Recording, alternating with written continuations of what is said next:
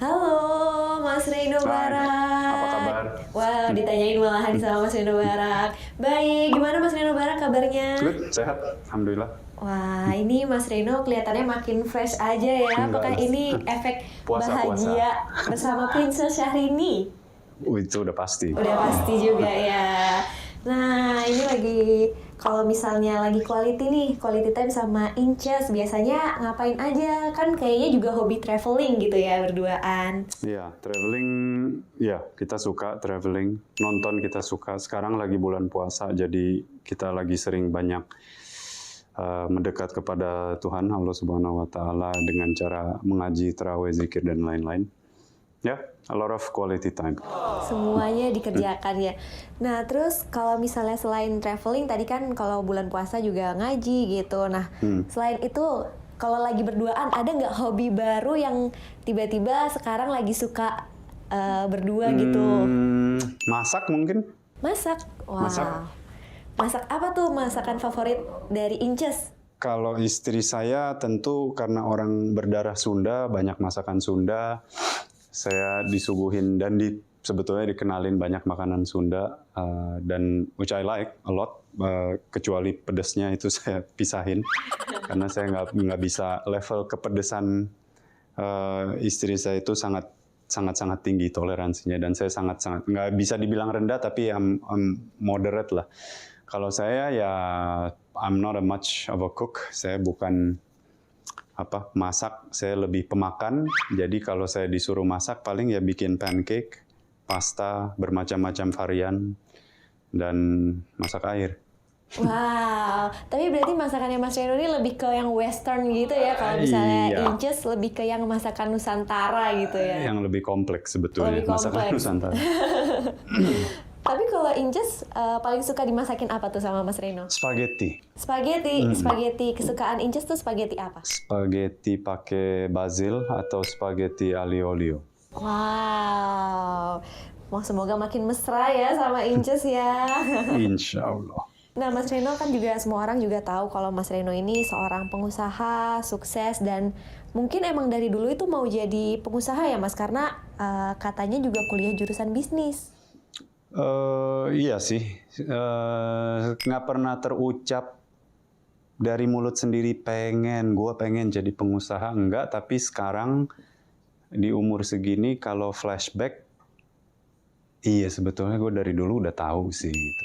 Tapi ya kalau kecil kan ya biasalah anak mau jadi apa, dokter, astronot, pilot dan lain-lain. Kalau saya dulu arkeolog, pembalap, musisi, apalagi ya, macam-macam sih. Tapi ujung-ujungnya di lubuk hati saya yang dalam itu tahu harusnya jadi pengusaha. Jadi sebenarnya udah tahu sejak dini, tapi masih pengen mencari-cari yang lain gitu ya Mas Reno. Nah, Betul. kalau tadi pengen jadi pembalap, emangnya Mas Reno suka ini ya, naik apa tuh, motor atau balap mobil? Mobil sih, specifically. Dan saya fans F1, Formula One tuh saya dulu suka.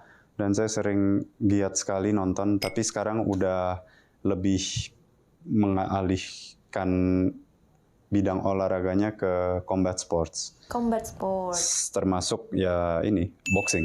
Boxing, iya tuh di Instagram juga ada beberapa postingan ya yang tentang boxing. Itu sampai sekarang masih aktif ya Mas Reno berarti ya? Masih. Saya suka sekali sama melakukannya, suka nontonnya juga suka.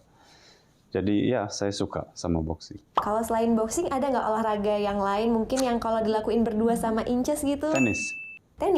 Oke. Nah, dulu kan tapi Mas Reno ini mengawali karirnya pertama kali di luar negeri. Terus apa sih yang membuat Mas Reno tuh akhirnya memutuskan untuk di Indonesia juga gitu? Ya, sebetulnya kayak apa ya, saya nggak bisa ngomong sok-sokan kayak mau bilang mau kontribusi ke negara ini. Dengan ilmu yang saya punya, setidaknya saya bisa melanjutkan sesuatu apa yang dibangun oleh keluarga saya gitu. Cuman memang saya bukan hobi ya, dibilang nature-nya itu lebih suka membangun sendiri. Oke, meneruskan fine, pasti, dan itu menjadi sebuah kewajiban.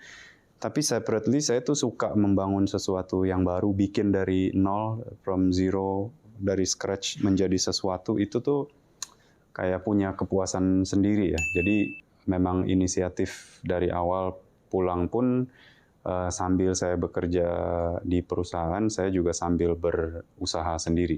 Wow, membuat dari nol, jadi from nothing to something gitu ya. Yes. Nah, sebagai pengusaha, tapi Mas, apa sih hal terberat yang harus dihadapi? Karena kan kalau pengusaha itu katanya harus berani modal gede, dan ruginya juga katanya cukup gede gitu, katanya harus berani rugi, bener nggak sih? Kalau statement harus berani rugi, yes, betul. Tapi kalau harus modal gede, saya rasa enggak lah. Itu semua relatif. Dengan korelasi antara resiko dan reward, risk and reward itu kan selalu menjadi satu. Dengan resiko yang besar, imbalannya juga besar. Dengan imbalan yang kecil, resikonya juga normally kecil gitu. Jadi menurut saya sih, ya kalau sering ditanya seperti ini, saya selalu menjawab test drive dulu gitu. Coba dengan sesuatu yang kecil, dengan kapasitas yang ada, dalam arti calculated risk, resiko yang terkalkulasi, misalkan punya modal 1 juta atau 10 juta, anggap aja ini hilang pun tidak apa-apa gitu. Tidak akan mengganggu kehidupan kita dalam arti biaya anak sekolah, biaya istri, biaya rumah, dan lain-lain. Itu di luar itu, ya udah deh gue coba modal 10 juta, kalau sukses ya bagus, kalau enggak. Dan dengan adanya sukses ini biasanya bisa jadi kayak snowball effect gitu, kayak dari bola kecil bisa menjadi bola besar gitu. Tapi setidaknya ya harus ambil resiko, harus tahu apa yang kita mau kerjain, harus punya kompetensinya pasti. Kalau kita tidak baik atau tidak jago dengan apa yang kita kerjain, ya kompetisi juga berat hari ini. Dengan adanya dunia digital juga makin pesat. Jadi kompetisinya udah bukan lokal lagi, tapi selalu global dan lokal itu menjadi kompetisi. Dan juga yang mungkin paling susahnya dihadapinya itu adalah konsistensi ya. Konsistensi dalam arti, tadi saya udah bilang kalau misalkan kita gagal, jatuh, itu bagaimana kita menanggapi kegagalan itu. Karena semua kegagalan, semua ketakutan itu semuanya psychological. Semuanya tuh hanya ilusi dari dunia nyata ini gitu. Jadi kalau mungkin bagi si A ini adalah kegagalan yang sangat besar, buat si B ya normal lah, buat si C ya ini kegagalan ringan gitu. Nah, dari kegagalan ini yang paling susah adalah untuk membangkit kembali dan untuk mengerjakannya lagi untuk mencapai apa yang dia mau tujuin di day one yang dia planning. Gitu. Berarti gimana caranya bangkit dan apa tujuan yang dulu awal tuh harus kuat banget gitu ya, Mas Reno. Dan konsisten. Mungkin banyak banget Sobat Medcom yang mau jadi pengusaha juga nih mungkin kayak Mas Reno. Nah, ada nggak sih tips-tips dari Mas Reno untuk Sobat Medcom mungkin yang mau membangun usahanya? Tipsnya ambil resiko, pasti. Calculated risk ya, selalu mengambil resiko yang terkalkulasi dengan baik dan benar. 2 itu jangan mau kalah sama keadaan, be realistic. Kalau kita usaha gagal, sebetulnya kegagalan itu bagus, asal kita bisa mencernaknya dan mengambil maknanya dan kenapanya. Kalau kita udah tahu kenapa ya gua kemarin gagal di sini misalkan, ya udah gimana gue caranya bisa memperbaiki ini. Misalkan biar gampang deh produksi lemper atau makanan. Kenapa ya nggak laku? Ternyata rasio ayam sama nasinya terlalu kecil. Ayamnya cuma 10%, nasinya 90%. Oh ya terang aja nggak bisa. Ya udah deh kita bikin yang puas 50-50 gitu kan, ayamnya banyak, nasinya banyak. Oh ternyata santannya di ayamnya kurang gurih. Itu kan kompetisi. Itu kan sebetulnya skill. Dari apa yang kita punya, kita tuh sejago apa sih bisa memasak lemper ini. Terus kalau misalkan suatu hari kebanjiran, semua porsinya hilang, ya gimana kita cara bangkitnya lagi. Nah biasanya orang tuh kalau udah kena musibah seperti itu, atau itu kan termasuk kategori kegagalan. Kayak aduh, udah deh gitu, mungkin Tuhan nggak ada di pihak gue sekarang, udah deh cobain yang baru. Well, that's the mistake gitu.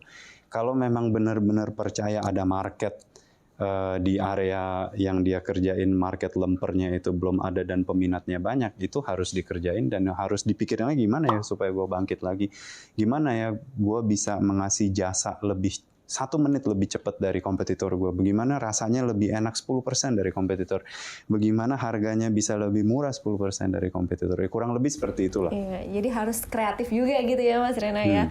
Nah tadi juga sempat di-mention tuh, sekarang kan udah global, produknya ada global dan lokal. Jadi penasaran Mas Reno nih pakai barang-barang yang brand lokal juga nggak sih?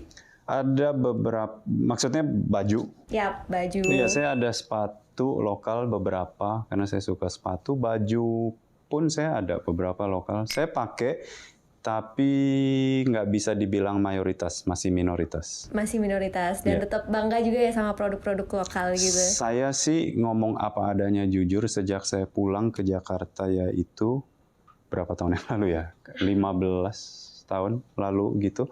Dibanding 15 tahun lalu sampai hari ini sih peningkatan kualitas produksinya itu naiknya sangat-sangat signifikan. Dan ini juga agak menyinggung program yang kita kerjain di Metro juga, Juragan Zaman Now, itu kan banyak UMKM yang ikut campur. Memang saya lihat, pegang touch and feel sendiri produk-produknya, makanannya, karya seninya itu semuanya jauh lebih bagus daripada 10-15 tahun yang lalu. Wow, sudah banyak peningkatan gitu. Nah terakhir nih Mas Reno, di tahun 2023 ini udah ada planning apa aja nih Mas Reno? Adakah planning liburan atau planning mau bisnis baru lagi kah gitu? Iya, dari segi bisnis sih ada beberapa bisnis yang mungkin saya nggak bisa share di sini. Ada beberapa di bidang makanan, iya, bidang properti dan juga digital. Dan kemungkinan juga konten, saya nggak tahu. Tapi ya ada beberapa. Dan itu akan rilis di tahun 2023 semua? Nggak semua, tapi 40%-nya rilis 2023. Planningnya ya. Planningnya, iya. Oke. Masih dirahasiakan tapi ya Mas Reno ya? Iya, memang belum bisa dikasih tahu. Oke, jadi tinggal tunggu aja nih Sobat Medcom, gimana nanti yang ada dari Mas Reno, kejutan-kejutan lainnya gitu ya. Mungkin ada kejutan bersama Inces juga yang lainnya di tahun ini. Kita doain terus pokoknya. Terima kasih Mas Reno, semoga sukses. Dan salam buat Inces Syahrini.